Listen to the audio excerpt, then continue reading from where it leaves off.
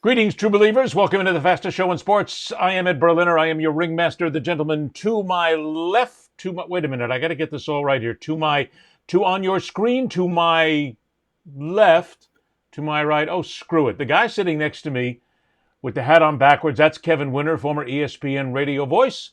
And we are here today, and we are the ones to face facts today. Mike Wise is the guy who's on assignment this time. That's what I said last week, by the way. You were on set. It's great to say. It's just one of those beautiful things in broadcasting where you can just say, I'm sorry, but Ed Berliner's on assignment today. Bullshit. Yes. He's out at Universal Studios, and he's riding Hagrid's Wild Ride. Whatever it is. Who was the first network anchor to say so-and-so's on assignment? And everyone went, ooh, I like that. Ooh, I like that. I mean, because that sounds like a Dan Rather, Peter Jennings, or Tom Brokaw when I was growing up, which would have been for you, Walter Cronkite. Well, now, hey, look, Walter Cronkite was, I was a kid when Walter Cronkite was there. Don't be making me any older than I already am, okay? But the one that gets me these days is not on assignment. That's kind of gone away. The one that gets me now is on, and they're doing this on ABC and NBC because I watch the network nightly news. I watch them all, and I kind of figure out which one and get the news in different. They now say, as we come on the air. Well, no shit, Sherlock. As we come on the air, this is happening. It's got to be one of the biggest wastes of space. I'm going, what do you mean? Of course you're on the air. So that's like, I get it. That goes right after breaking news. All right, let's get to it. You got the lead off. I was going to say, are we just stalling the fact that we both have to address the Knicks are up 3-1 and are going to win this series? Wait a minute. Hang on. It's your run. I'm not stalling at all, man. It's about a minute right on top, so go for it. This sucks. Let's get that out of the way. And because two things. I find the parallels to the 2008, 2009, 2010 championship run of the Celtics, which is only 1 year, 2 finals appearances, and a second-round exit. Very similar right now, although I'm not sure of a 2025 championship run to the finals because you may not have Tatum. That looked like an Achilles, ruptured Achilles last night. And by the way, as we're taping this, we really don't know what the outcome is. If we find out while we're on the air, we'll talk about it. Agree. But it looked bad. Yes. I'll say one thing about this Knicks team. Let's focus on the Celtics for a moment. The offensive rebounding in this series, Ed, has killed them. Killed them. The amount of second chance opportunities for the Knicks, and when you get second chance opportunities, they're usually 3-point shots, which are usually momentum starters or momentum breakers if the Celtics were on a run. The Knicks' size is killing the Celtics. I don't think Boston's defense is at the level that it was a year ago, which was first in the league. And I also don't think the Celtics 3-point shooting is as consistent as it was. It's either here. Hang on, I'm going to get the hand on the screen. Here we go. It's either here or it's here. Way higher, way low. Down, right? It's not as consistent as a year ago. I think the Knicks are a more desperate team. But, okay, Knicks are more desperate. You mentioned the size issue, but here, this is still the defending champions of the NBA, the Boston Celtics. Yep. It's not as if they went from last season to this season and lost a tremendous amount. It's not as if everybody was saying that they're coming into the new season and this is a lesser team that won the championship last year. So that still brings up the question that I always ask. Why are they in a 3-1 hole? If they still were good, are the Knicks just that better? Are the Celtics screwing up? Is there something here? Because there's got to be something here as to why they're down 3-1 in this series. Something simple. It is. And I'm trying to. All right, I think I know the answer. It's coaching. Joe Mazzulla's coaching philosophy a year ago worked. It's not working this year because the guys aren't making shots. But why aren't they making shots? Because they're taking bad shots at times.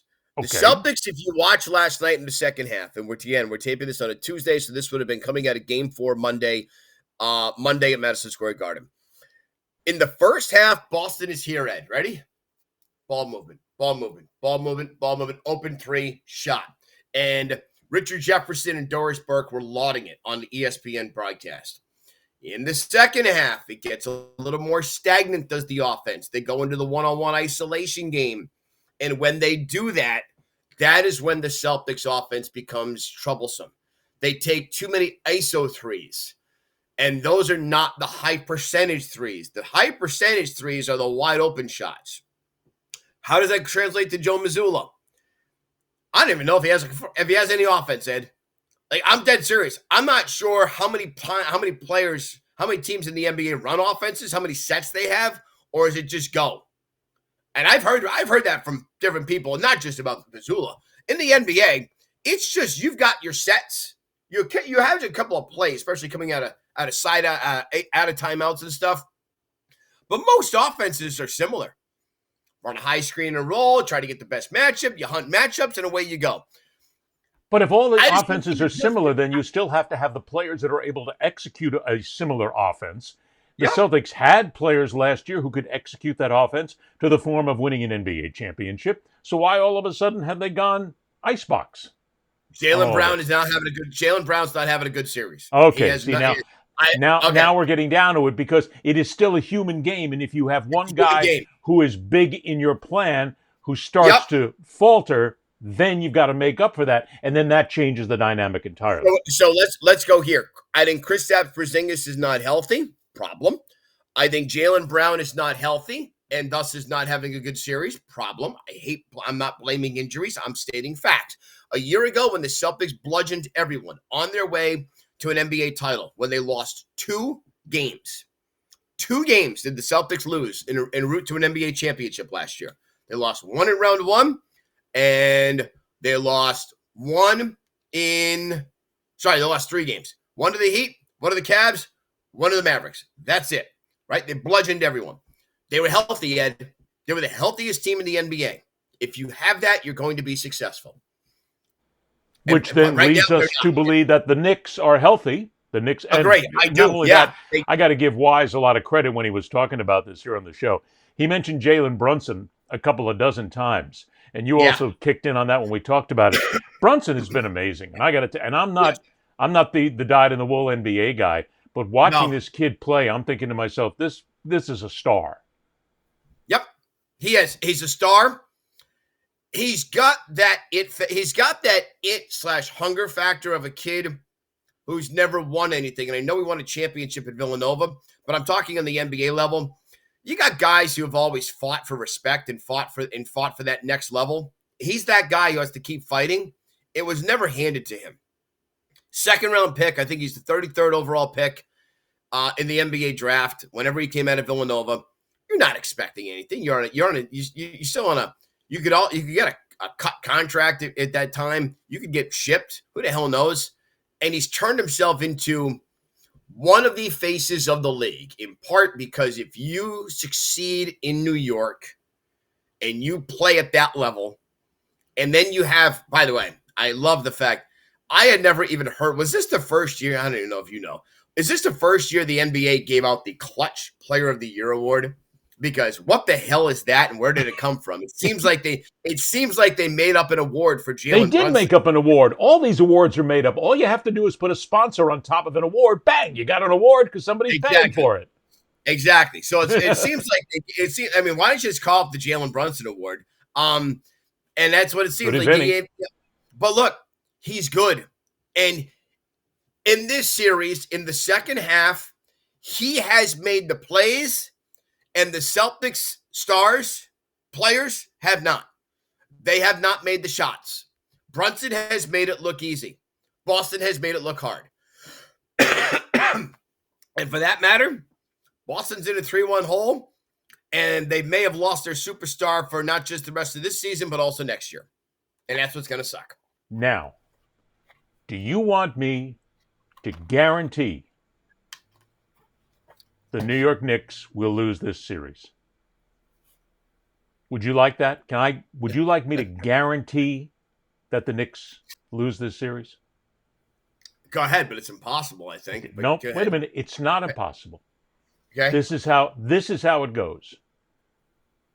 I am the guy who has already told people, please, for God's sake, do not wager on anything I give you, because I am the jinx from hell. No doubt, I'm willing to admit it. I own it. So I am going to state here without question, undoubtedly, irrefutably, without a single notion whatsoever to the negative, that the New York Knicks will win the series against the Boston Celtics. Guaranteed, gotta happen, they're gonna win. Now, if you follow me, you know exactly what to do. Run. I mean, just like Winter's doing right now. Run to your nearest gambling parlor and place everything you got on the Celtics. I'm running to the gambling parlor. Yes, hang on. I'm actually curious about this. I'm curious about this series. I have a philosophy on this to back your play for a moment. Oh, God. By the way, Celtics are now like the 7th betting favorite to win the title. So that dropped dramatically. They're 25-1 after being the New York-Boston series. Celtics plus 400, Knicks minus 600. So if you want to bet the Celtics, bet 100 to win 400. Bet the Celtics right now in Game 5. Bet the Celtics. Celtics absolutely, positively will lose this series. Okay, good. Good. Series. I got it. All right. I had to follow forward. Let's say this. In sports, I call this the backup quarterback syndrome. I want you to watch during this NFL season, and if we're still together doing these, I'm going to remind you. When the backup quarterback has to start a game because the starting quarterback is injured, watch how many times a team not just covers, because they're going to be large dogs, not just covers, but wins the game outright with their backup quarterback in game 1. In game 1, it will work. So why do you ask that? What you'd say? Why does it happen? Okay, I think it's kind of obvious, but go ahead. The other players elevate themselves around the backup quarterback. We know we've got our B guy in today. We need to elevate our game and be better. Also, the other team says, we're fine. It's Jacoby Brissett playing today, not Drake May. We're good. And there's the letdown factor. Right. Now, I think it's more the letdown factor than the other side, but that's okay. I think it's both, but hang on. So let's go here. How does this work for Game 5? Well, the Celtics are going home, and they still have a team that is loaded with talent. And they're going to have all that team rise to the occasion. Some player for Boston is going to have to rise to the occasion. They win that one. They can go on the road to Game 6 in Madison Square Garden. You got to, if you get that one there, then all the pressure is back on the Knicks. And can the Knicks win Game 7? Well, I know. Look, that's the long way about this. It's the long way about it, but it's the proper way about it. It is. The way of thinking. You have to go one game at a time. Hang on. Here, Ed, I want to throw something else at you, too. Go ahead. If they get to a Game 7, actually, I don't even know if they have to get there. However long the Celtics are playing for this season without Jason Tatum is going to be a referendum on Jaylen Brown. Because I want you to remember 2 years ago, when Jason Tatum went out of Game 7, the Boston Celtics were down 3-0 to the Miami Heat in the conference finals. They rallied to force Game 7. Jason Tatum goes down with the ankle injury in the first play of Game 7. So you say, okay, Jaylen Brown, it's on you. And Jaylen Brown shipped the bed badly. Fair. He had it coming down his legs, and he even said it after the game. This Can you series, can you do us all a favor, Kevin, and not be quite as graphic in the that's a fair whole point. shit I to get it. bed? Because all of a sudden you're making me think about Robert F. Kennedy Jr. submerging himself in a creek in Washington D.C. that is filled with human effluent. I mean, Okay, anyway, you've kind of drifted. So please don't do that, thank you. please. Okay, I got you. Just Okay. making sure we get the right clip for the internet. Tag RFK. Tag RFK, exactly. Tag RFK, right? Just let him know. Hashtag But RFK, hashtag RFK excrement. Okay, yeah, okay. yeah. This is a referendum on Jaylen Brown. However long the Celtics have a stay of execution here, it's a referendum on Jaylen Brown. I know you were the NBA MVP, NBA Finals MVP a year ago. Can you carry this team now without Jason Tatum? Can you make up for the Game 7 from a year ago? I know you're hurt, but you're not as hurt as that guy, because right now that guy may not have an ankle that's attached, or it may not have an Achilles that's attached. Not as hurt as that guy. So I think it's going to be a big referendum on him, whatever's left. Stay with the NBA here, because I got to tell you, the one thing I love every single time it happens in sports, and it happens more outside of sports than anything else these days, thanks to certain people, where they go, something was rigged. It was rigged. It was fixed.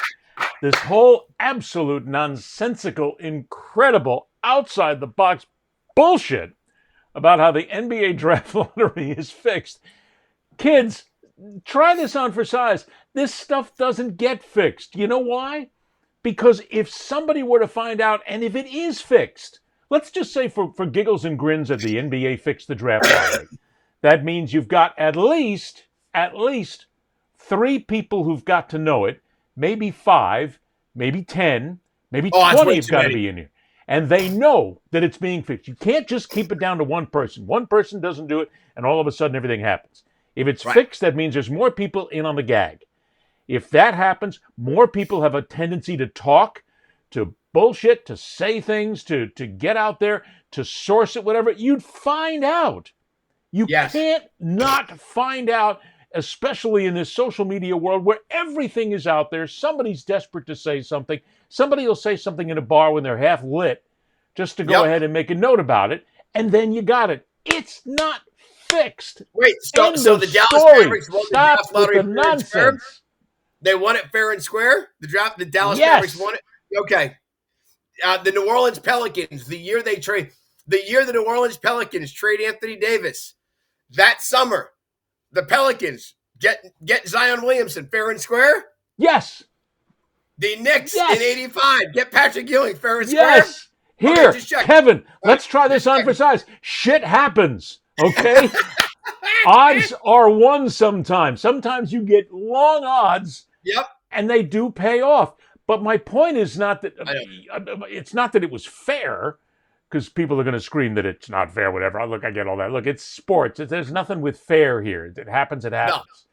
No. You cannot fix it. You would find out. It's impossible not to know. And what you're talking about is even ancient history at this point, if it's more than a year old, which means sooner or later somebody's going to say something. And not only that, why would anybody in a position of authority in the NBA or any sport, but let's keep it to the NBA for the draft lottery here, why would anybody take that chance?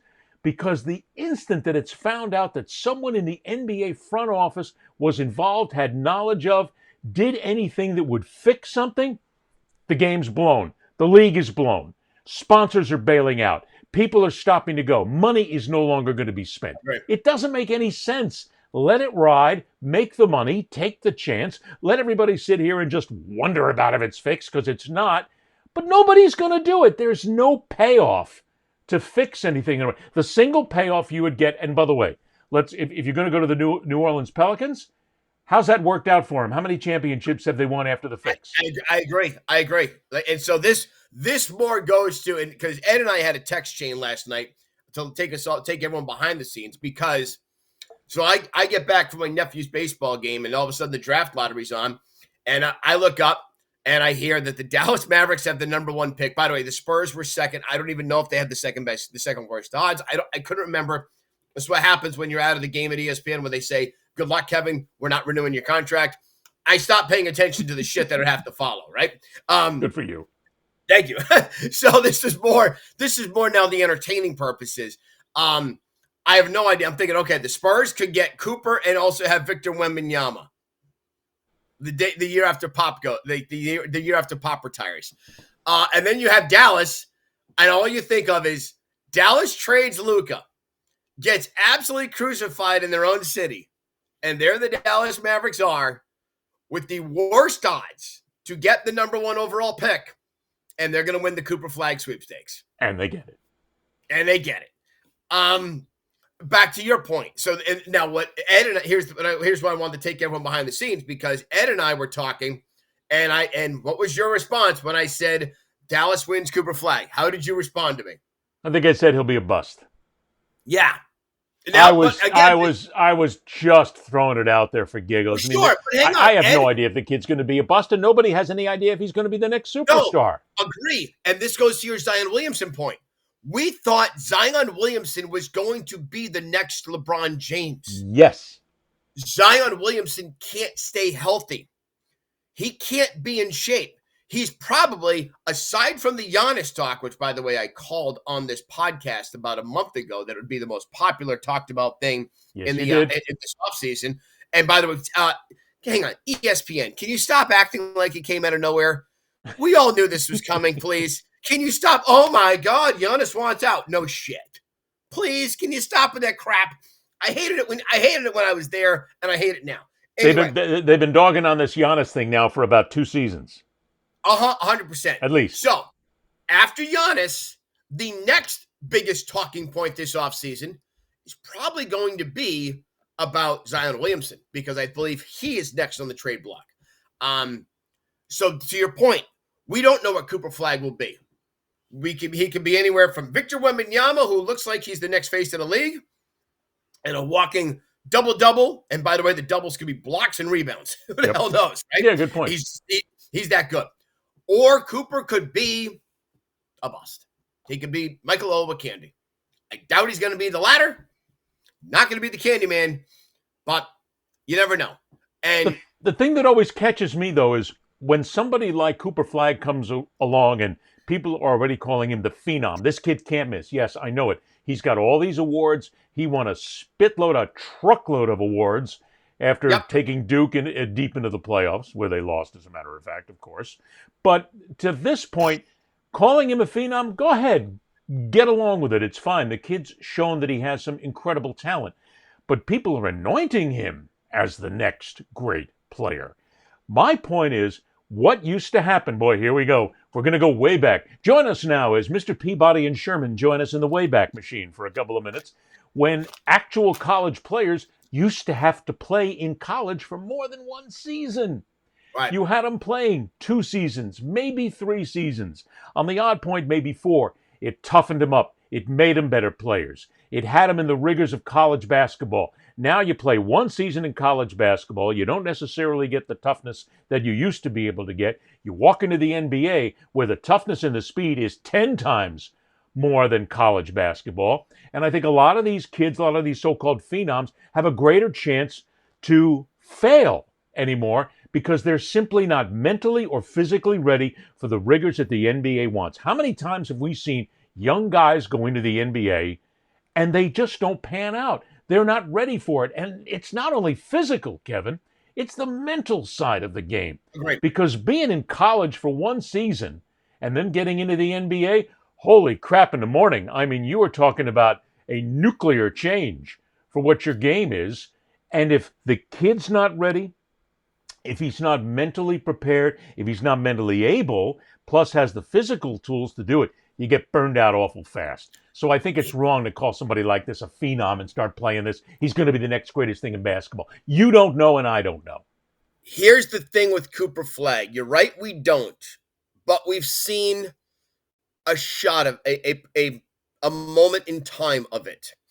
And this is where Cooper came on, and the moment in time has nothing to do with college. 2 years ago, when the NBA players, or whenever the NBA players went to the Olympics, so that would have been actually last summer. Last summer, the NBA players go to the Olympics, and they win the gold. The lead up to that, after the season, you have the NBA players playing against that select college team, the same select Right. college team that beat the Dream Team in '92 that no one ever knows about anymore because Mike Krzyzewski erased the. Chuck Daly erased the score. Right, but that HBO documentary is awesome. By the way, it's incredible. Cooper Flagg was on that select team. He hadn't even played a game in college yet. He was on that select team. He hadn't played a game in college, and he held his own. Yep. He didn't dominate. He held his own against LeBron, KD, whatever the team was together, running, and Steph. Like, he held his own with them. So if you do that, everyone goes, whoa, okay. Because that's an anomaly. Right. Most kids at that young age won't be able to handle that. So I will give you the fact that Cooper Flagg could be one of those unique individuals that is able to mentally and physically handle the step up. Here's also where I'm going to say it's going to help Cooper Flagg. Cooper Flagg's going into a situation where, all right, it sucks that there's no Kyrie Irving next year because he tore his ACL, but you're going to play alongside Anthony Davis. It's not a bad partner to play with, right? They've got some players. You have Klay Thompson on that team. Cooper's not going into a situation. The beauty of some teams that just absolutely stink, the hard part, I should say, for teams that absolutely stink is you then, as the number one draft pick, you're expected to be the savior. Cooper doesn't have to be the savior. On that team that he will play with when it becomes whole in a couple of years is a former All-Pro in Kyrie Irving, a former All-NBA player in Anthony Davis, and a former All-NBA player in Klay Thompson. That's a good situation for the kid to be in. So by the time those three are done, Cooper is ready to take the reins of going, guys, thanks for showing me everything. I got this now. You are forgetting one simple aspect to all this. And I know you're not forgetting it. You're just kind of glossing over it for the moment here. Yeah. Do the Dallas Mavericks keep the pick? Do they keep Cooper Flagg? There's a or they send it for Giannis. There's a great discussion out there right now that has them taking it and winning now. Because you just mentioned three elements that the Mavericks have that mean they have the possibility of winning. You put a great rookie in it, and that could be it. But if you take a Cooper Flagg and you box that up and you bring somebody else in with four great players, you win now and everybody makes money. That's more important in the game than long-term planning, and we both know it. Fair. That's fair. So Cooper could go to a bad situation. Sure. Think about Christian Laettner. I'd rather not, but go ahead. I know. Christian Laettner went to a very bad Minnesota Timberwolves team when he came out in '92. Shaq goes to the Orlando Magic. And look, they also showed the difference between Shaq and Laettner. Laettner goes to the Timberwolves and smokes pot and gets suspended. Shaq goes on and becomes one of the best players in the history of the game. Like, Laettner was in a bad situation. And that's where going to a bad situation doesn't help a young player. So if Cooper Flagg can go to Dallas, if Dallas keeps the pick, great spot for him. If he goes to San Antonio, great spot for him. If he goes to Milwaukee, it could be dicey because if Cooper goes to Milwaukee, the Bucks could quickly become the Philadelphia 76ers of how badly they're going to fall. Because Philadelphia is shrinking. Well, and they stink. And what we're bringing up here is the basic element of what happens in drafts at any level. It's not where you get picked. It's whom you get picked by, who the coach is, who the surrounding players are, how good you can be, how much you have to be counted on, what kind of number in the offense or the defense you're expected to undertake at that point in your rookie season. It's all about, and I hate to say this, and I'm just going to make this very quickly. I go back again to the 7 quarterback draft in the National Football League where Dan Marino fell to the last quarterback picked. Had he been picked by anybody else except for Don Shula, he may never have gotten to the Hall of Fame simply because of how badly he could have been handled by some of the other coaches. Did he win a Super Bowl? No. But he became one of the legendary players in the NFL because he had Shula. He also lost in the Super Bowl and never made it back to the Super Bowl because of Don Shula. And I can say that because I was friends with Shoes for many years. But it still is where you wind up. So if I'm Cooper Flagg right now, I'm going, Oh, holy crap, please don't trade me. Oh, God. I know. Yep. Please, I'm with please don't trade me. I'm with you. But the possibility exists, and that means he may never become the player that he could be. That's all circumstance. Yes? I agree. And I'm pulling up real quick. I'm trying to pull up the draft. I'm trying to pull up the draft order. But anyway, I was going to look at the teams and go down the list, but that's probably not a good idea. Well, Anyway. he might wind up going to the Chicago Bulls only because the Pope will arrange it, but that's another story altogether. Hey, by the way, the Pope went to Villanova, so I told you, start betting the Knicks. Well, here the Villanova connection.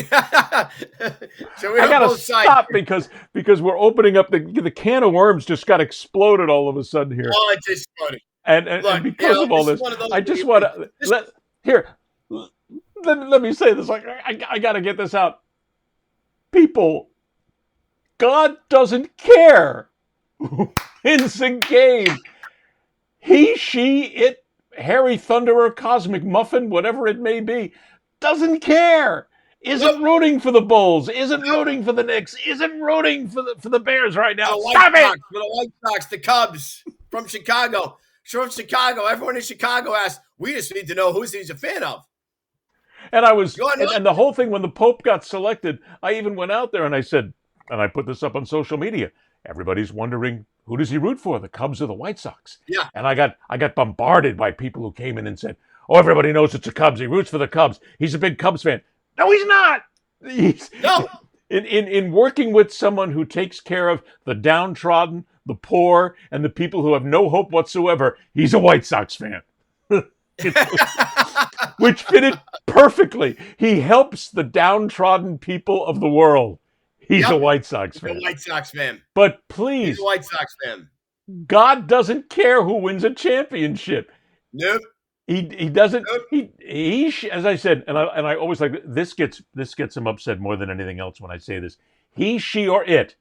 Boom. As soon as you say that, I got people somewhere who are giving me all kinds of grief right away. They're going, "How dare you say that?" But I'm just saying, he, she, or it doesn't care. Isn't rooting. I tell those same people I haven't talked to God since 2003.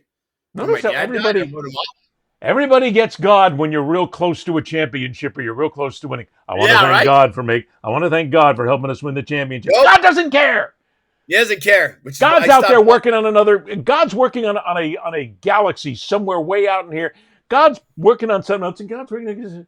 Oh, for God's sake, really? Oh, they're saying that I'm not a fan. Yeah. Leave me alone. I got work to do. Yep. All right. Anyway. There's our NBA. Did I get you to talk NBA for another half hour again? That's like multiple shows in a row now. No, you can't. Because now... No, I said, did I? Did I get you to talk NBA for a half hour? Yeah, you did. But my whole point about talking the NBA is this isn't just the NBA for me. I hate talking X's and O's. I would rather talk issues and things that are involved in that. Yeah. Because every nickel and dimer in the world can sit there and can look at a sheet and say, she's got more points than she does. He's got more rebounds than he does. He scores more, whatever. You can all do that. And it's just an extrapolation that doesn't lead anywhere. It's a nonsensical discussion. So if you have that opportunity to get involved in something like that, in a real controversy, that's more fun to me. So yeah, we can. You can get me to talk the NBA in that sense. Okay. But that's all just fine. We have to move on though to what is, and again, you know this is sticking in my craw, and I even mentioned this to you. All right. Yeah. Bill Belichick and the University of North Carolina is one of the best stories of the year. This is fun to watch because in so many ways, the University of North Carolina needs to understand something. Just because you hired Bill Belichick doesn't mean you're going to be relevant in college football ever again. It's not going to happen. Bill's not going to lead you to a national championship. He's there for a season, maybe two, and we got to talk about that possibility of not even being there. He's there to basically have some fun, make some money. You're not going to win a national title. It's not possible. You're not going to get enough good players with all the other great programs that are out there that are paying more in NIL money, that have more athletic department money. And sure, you got a bunch of cash thanks to your basketball program, but your basketball program is what drives the athletic department at North Carolina. Have some fun. Enjoy it. But somebody at North Carolina either made one of the greatest marketing moves in the history of sports by bringing Bill in with his diaper changer, or don't do that. I was waiting for that That was moment when you close. were drinking. I was kind of hoping that there would be the full spit That was right there, close. and I Holy didn't shit, get that was it. close. But that was, woo! I almost became an internet sensation. you would Woo! have. You would have spit right into the camera. It would have been Yep, perfect. yep. But you're not. It's not as if you didn't take a chance. You did, and it was a great marketing move, or it was a terrible marketing move. How could anybody in North Carolina have hired Bill Belichick and brought him in and paid him a tremendous amount of money, made him the most highly paid individual in the state of North Carolina, and not know that he's got the woman who pushes his wheelchair right behind him, who's got to go ahead and be there with him and comes with him and gets involved in all this nonsense and creates the big simus that they have right here? You had to know it was going to happen. What? All of a sudden, Bill showed up and said, hey, let me introduce you to Jordan right now. Jordan's going to take care of all the PR. And somebody in the NC athletic department said, oh, we didn't know this. Oh, holy crap. We didn't know this was coming. Of course you knew it was coming. So in essence, this might be nothing more than a well-planned marketing scheme to go ahead and get more attention to North Carolina before Bill bails out. Or it could have just been the greatest screw-up in the history of college sports. Take your pick. Well, so in this day and age, by the way, good setup. I'm waiting for the part where You're welcome. you read the story of where you read the story or you read the article where someone says he's not coaching. He's never going to coach a game there. Well, we're going to get to that. Go ahead. We'll get to that point in a moment. In today's day and age of college athletics, and I think we touched a lot on this when we were talking about what Deion Sanders did at Colorado. Deion made Colorado relevant. Yep. For how long and at what price? Bill has made North Carolina at least a name that gets mentioned again. Yeah, he hasn't made them relevant yet. He hasn't made them relevant yet because he hasn't coached the game. They Correct. haven't done anything. All Bill has done, Bill has put them into the conversation of let's say particularly you're a defensive player. You're trying to figure out where to go. You're not a number one recruit. You're a 4-star. You're not a 5-star. And you're saying, man, what if I went to North Carolina and I wonder what he was like. Is he still good at the X's and O's? If I can't go to Alabama, LSU, if I can't go to Georgia, if I can't go to Ohio State or Michigan or USC or wherever the hell, right? Or Texas, I can't go there. Shit. Maybe I go to North Carolina. Maybe I check this out. In today's day and age, you're no longer locked in for 4 years. If you go and don't like it, you can bail. You absolutely can bail. And by the way, when I was growing up and when you were in your heyday covering college athletics, I could bail as the student, but I had to sit out a year.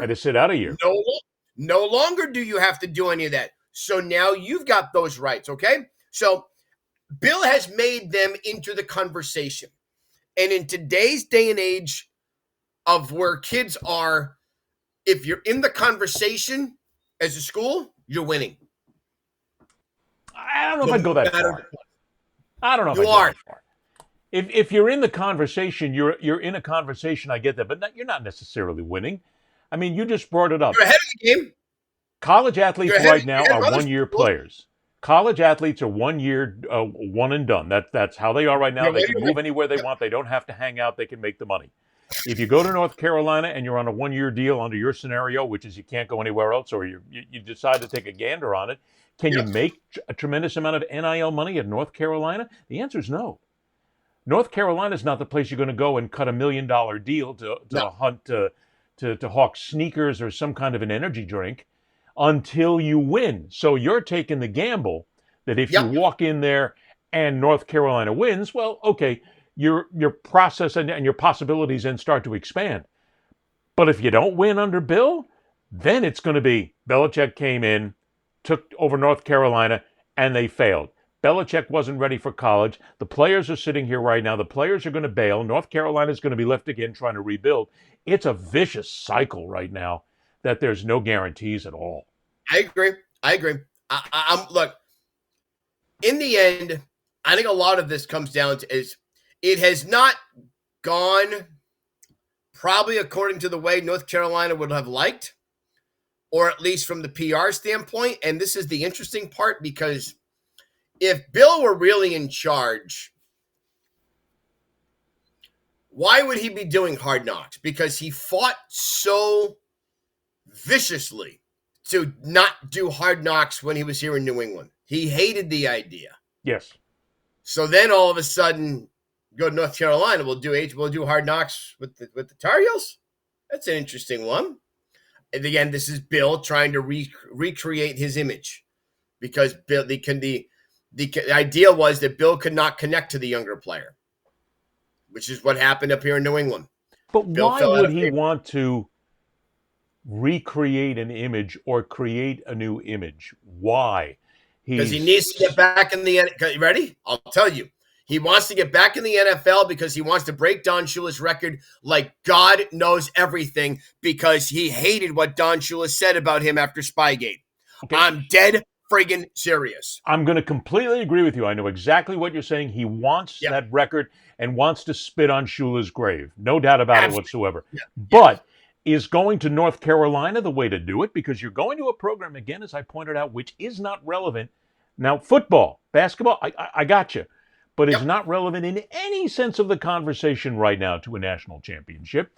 He goes in there and he wins. It's going to take him at least 2 seasons.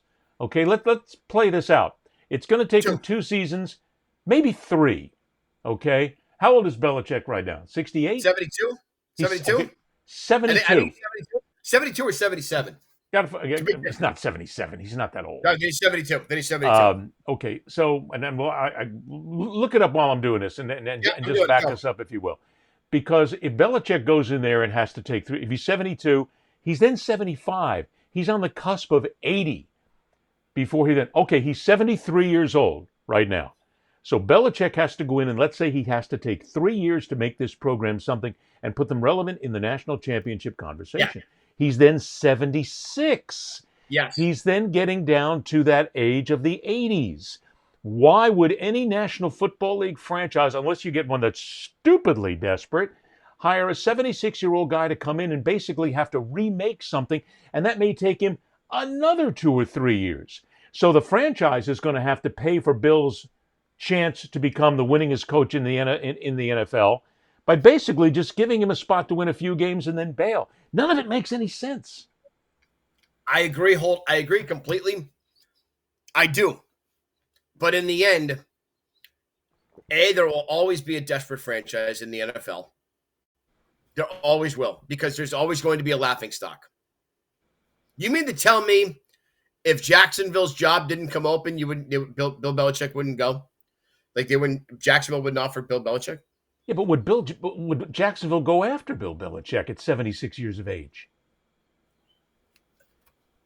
I understand what you're saying, but in the end, sometimes this comes back to today's day and age of clicks win, right? Clicks win. Bill gets you clicks. Bill puts you in the conversation again. And look, I hate that narrative, and I hate that I'm espousing that narrative that the clicks win. They do. That's all. It's to a point where like I'm dumbing down the generation that currently exists. And they've earned it. They've earned it. Exactly. You've earned that reputation, people, that you're just a dumb society. And you've earned it. The point then comes to, and I won't argue the point that clicks make money, and clicks is where things are these days. But for a National Football League franchise, we're talking the NFL, potentially, possibly, the most popular sport in the world outside of World Cup soccer in other countries. Clicks, a couple of extra 1,000 clicks, don't translate into ticket sales, don't translate into merchandise sales, don't translate into the things that are really going to make you relevant, that are going to put you in the Super Bowl conversation. It's not enough for them. You got to win to be able to get there. And I mean, we're talking about franchises that are desperate. Even the desperate franchises aren't going to do that because they're still going to go for the younger guy, the younger assistants, the one who in there, the one who can relate to the players. At 76 years of age, Bill Belichick can't relate to the younger players at that point. I agree. So do you think Bill's tenure is done in the NFL? I cannot see any scenario where any smart there's Keyword. There's the word.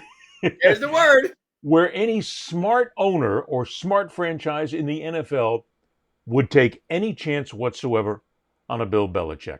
The game has left him. He's left the game for whether it's his fault or somebody else's fault. And now he's got 2 or 3 years in North Carolina. You're now a college coach, Bill. That's where you're going to wind up. Okay. All right. So he's in college. So how long is he going to coach in college? Ed? Pablo? Paul Devlin? Well, wait. Let's set this up. Who in the name of pigskin hell is Pablo Torres? Oh, boy. And why is this guy all of a sudden Pablo Torre? I need to point out. Who is Pablo Torre, and why do we put any salt whatsoever in what he says? He was wrong. Let's put it this way. He was wrong, first of all, about the instance with Jordan Hudson, because his initial report came out that Hudson had been banned from the UNC athletic facilities. She had been banned from the football field. She could no longer take part in anything at the school. The school came right back and said, wait a minute, that's not exactly true. She's still welcome for the facilities. They soft-pedaled that. So in essence, he was wrong the first time. When a guy named Pablo Torre comes out, and by the way, who is he? What's his bona fides? What's his deep knowledge for decades covering college football, college athletics, the University of North Carolina, or the NFL, or anything? You're talking to Pablo Torre from ESPN? Makes him so valuable to know exactly what's going to happen. I don't see it. All of a sudden, one guy comes out and says, look, Pablo Torre is doing what we just talked about. He is out there tossing out clickbait. He could say anything he wants. I can come out and say something, for instance, like, Caitlin Clark is going to play one more season in the WNBA. She's going to retire. With all her money, she's going to become an owner in the WNBA. And as a matter of fact, Caitlin will eschew the WNBA. She'll go to the NBA, and she'll say that women's sports no longer has the kind of cachet that it had. Boom, I can make that statement out there, and somebody could pick it up and say, holy crap, did you hear what Berliner said? It's all bullshit, what I just said. Complete and utter bullshit. And I think Pablo Torre, now we could be wrong, Kev. This guy could have inside information. But there's nothing that indicates he does, that Belichick is going to retire. What we're going to do is we'll find out, what is it, on Friday? On Friday. Well, no. His buyout, Belichick's buyout goes from $10 million to $1 million if he hits June the 1st. That's a possibility. Yeah. Or, as we're taping this on Tuesday, May the 13th, Bill is going to do a live interview on Good Morning America with Mike Strahan, who, by the way, hated the media when he was in football, made fun of the media, but now he's getting paid for it because he's able to basically become part of the gang. If Belichick comes out, and I'll tell you, that's one thing that's a good point. Why is Belichick doing a live interview? Great. Is he setting himself up? I'm going to say, hey, Belichick's also doing a live interview this afternoon at the ACC media availability. Wherever their ACC's doing their media, they have their spring meetings. He's doing a sit-down with Christine Williamson. So he wouldn't do it there. He wouldn't do it there. Too small. Absolutely not going to do it there. I will say this. So Pablo Torre says, or the where was this article? Was it on? Was it? It wasn't an article. He was on a podcast. Okay, so by the way, so it is the Pablo from ESPN, that Pablo Torre, the one who went to MIT and Harvard, who thinks he's exceptionally smart and says big words. I like Pablo. There were times when I need a thesaurus to go through his words, because you're talking to the wrong audience, and I think he knows that, but he's smarter. Anyway, he's not the only one who said this. So the moment you remember working up here in Boston, you ever meet a guy named Paul Devlin? Sure. Okay. Paul Devlin played baseball at North Carolina. In fact, he was playing baseball at North Carolina the year they filmed Bull Durham. And he was the guy who hit the bull in the movie Bull Durham. They put him in the movie. So it gives you an idea as to who he is. But he also, very good baseball player, but he also did some stuff up here in Nesson. So he knows the North Carolina program exceptionally well. When Bill Belichick got hired, Devlin put out on Facebook, Bill Belichick will never coach a game. And I'm thinking, why would you do that? And that was how long ago he said that? The day that Belichick got hired. Okay, so again, partially to my point, it's been out there for a while. It's not like what Pablo Torre is saying is all of a sudden some wild, beautiful, undeniable exclusive. Paul Devlin, who probably is more connected in North Carolina than Pablo Torre is. Just going to throw that one out there, people. He said it right away. And I don't know if it was more of the, why are we doing this as my alum? Like, why is my alma mater doing this? He was questioning it. And he brought up again, why is Bill doing a live interview? It's not his style. He brought up the fact that the buyout drops. So there are some interesting things. Here's my question.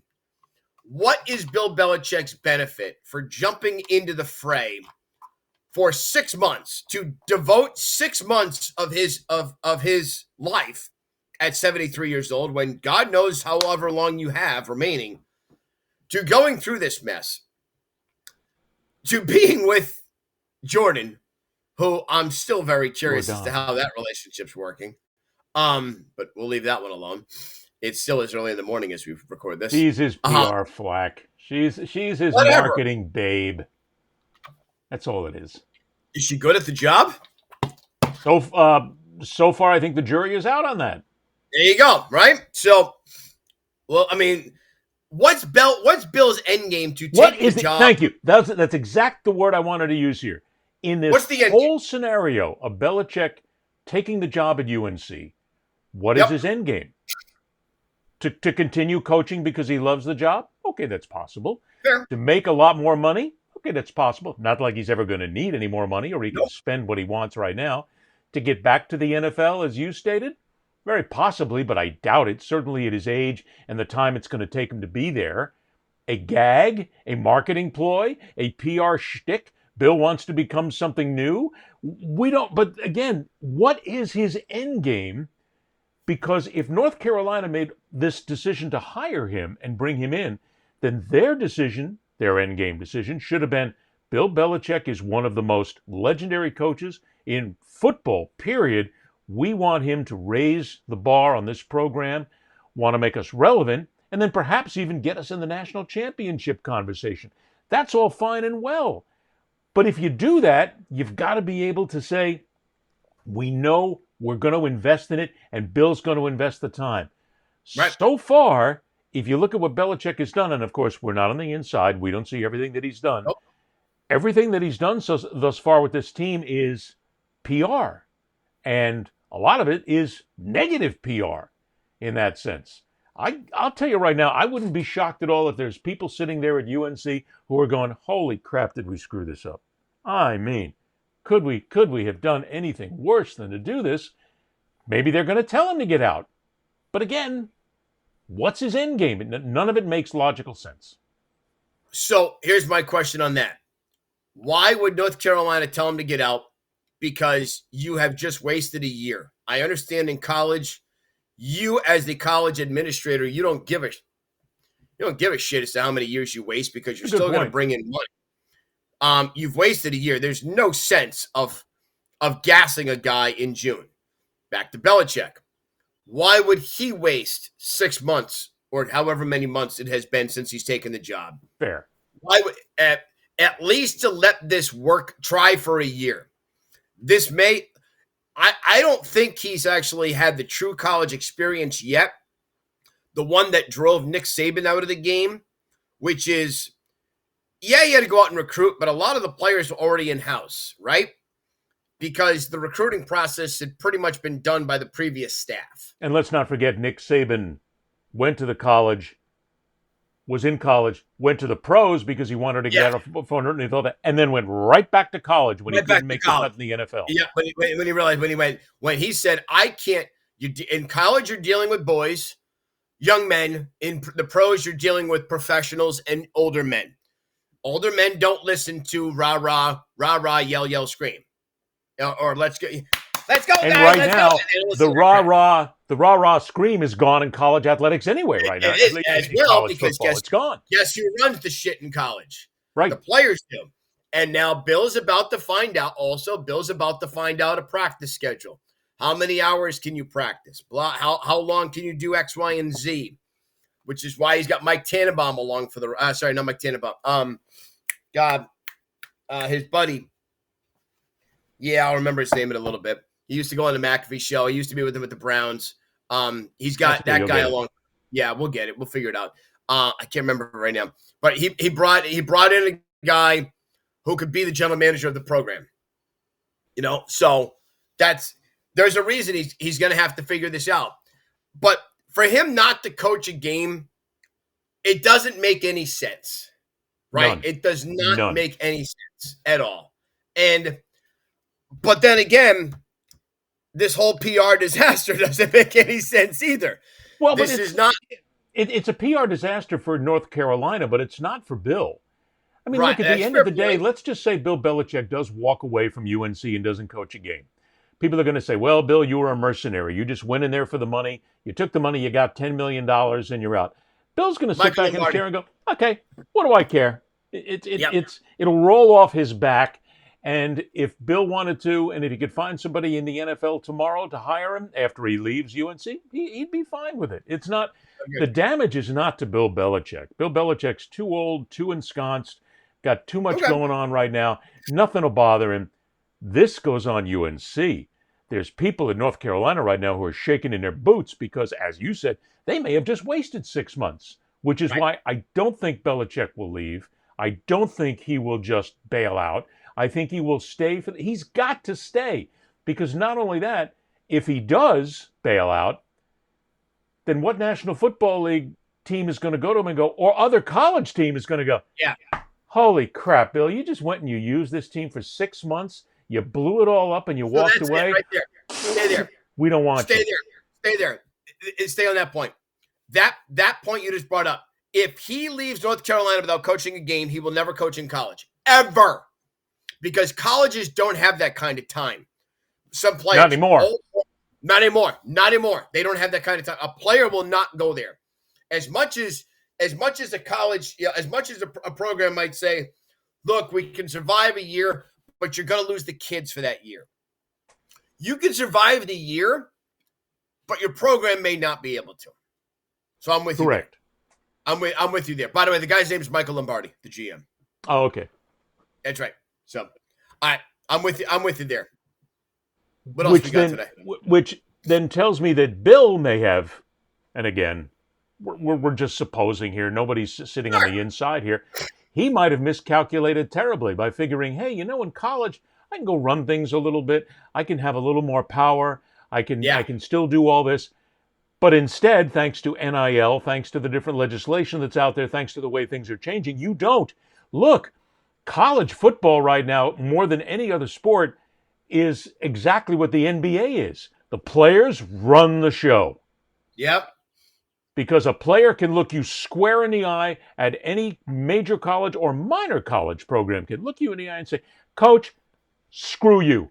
I'm out of here. I'm not getting played. I'm leaving. You can't leave. Yes, I can. And I can make it that easy because I don't give a shit about a degree anymore. I don't care. Yeah. I'll go where the money is, and you can't stop me. They can't stop him. Belichick can't stop him. He doesn't have that juice anymore. Yeah, I agree. Nobody does. I agree. So I don't think he's going anywhere, but still, North Carolina is going to have to pay the freight for this one way or another down the road.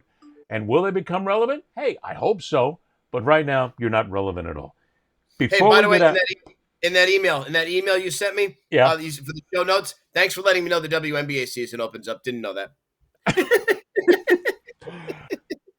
Kevin Winter, you sexist, you not knowing that the WNBA season begins. That was my turn. It's my turn now. It's your turn now. How dare you not know that the WNBA begins on Friday? You just don't like women. You've got something against women. Oh, I love women. Snarl, ganache. I love women. I love women. Don't put it on a tee that easily. I saw that, and The only thing that still comes up in the WNBA conversation lately is, look, I have nothing. I want the league to succeed as wildly as it can. Go right ahead. I have nothing against anybody wanting to succeed, make money, and have a sport. But the people out there, and a lot of this is clickbait right now, that are claiming that there are those who follow the WNBA that say, thanks to Angel Reese and Caitlin Clark, the WNBA is going to be bigger than the NFL in 5 years. Oh, bullshit. Stop. I'm sorry, who says that? And what are Stop. they smoking? I want some. Again, I'm saying I've seen it on, and it's probably just another one of these idiots on social media. I don't know if anybody relevant or official is even saying it, but there are some people who follow the WNBA, big fans, who say that it could be bigger than the NFL in 5 years. It's not going to happen. And why do you want to be bigger? Just be what you are, right? Agree. I mean, be what you are. I will say this. I'll say this about the WNBA. You did it right on opening day. I saw the promo last night during the Celtics game. Liberty Aces game 1, and then Angel Reese and Caitlin Clark in game 2. On opening day, whatever it is, Saturday or Sunday, I can't remember, you have your 2 biggest teams, the teams that met for the title, I think the last 2 years, and then you have the 2 biggest stars in the second game, the younger stars. You got it right. You got it right. Congratulations. It's not rocket science either. And but you did it right. When it comes down to the WNBA, I had this conversation a little bit with Mike last week. We can have it another time whatsoever. I still can look at players like Angel Reese and Caitlin Clark and Breckers, and I could look at them and say they are better at the basics of basketball than a whole lot of guys playing in the NBA. The absolute basics of playing the game, offense and defense, I think they're better. Could they play in the NBA? Physically, no. They could. I don't know if they could handle the punishment that's in the NBA.